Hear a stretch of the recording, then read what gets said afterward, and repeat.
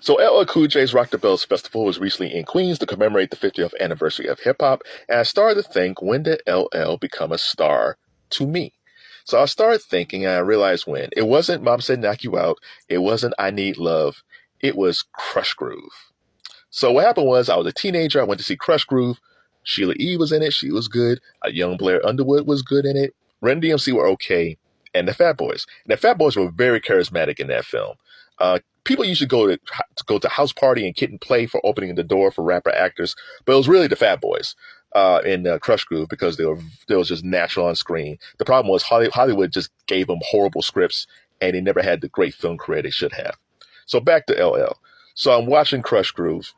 There was a scene. There was an audition scene that featured Andre Harrell, rest in peace, with his partner Dr. Jekyll, because they had a rap group called Dr. Jekyll and Mr. Hyde, Run DMC, and Rick Rubin. Auditions were closed in the scene, and then LL bursted in with E-Love and Cut Creator. They had a boombox, and LL said, "Box!" And he started rhyming the beginning part of "I Can't Live Without My Radio." He was only on the screen for like a minute, but you were left thinking or saying, who was that guy? We had to sit through the credits to find out who this dude was. Even then, it was like LL Cool something, like J Cool, like what was his name? Because we didn't have Google, we didn't have social media back then, so we didn't know who this dude was, and he didn't have an album out. Like, you couldn't find anything on him. That's how new he was.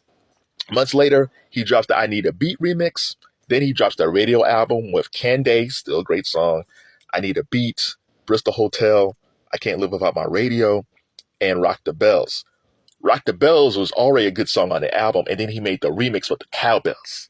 I was in marching band at that time. We did nothing but play that cowbell version for the rest of the marching band season. That song was so good. Anyhow, the only other time I felt that way about a rapper who I never knew before was Tupac, when he was on Digital Underground's Same Song. That song's still great. Same Song's great. Digital Underground was great. Shock G was great. And then he said Tupac. I was like, who's Tupac? And Tupac had this African garb on. But by the time he was done, you said, I don't know who this Tupac dude is, but I want more of him. Because some guys just have that star appeal. When you see them, Pac had that star appeal. Even though he had no music out, you knew there was something great about him. And it's the same way I felt like LL Cool J when I saw him in Crush Groove. You didn't know what he was going to do next. You just knew the tide of hip hop was turning. And 40 some odd years later, he's proven to be a star.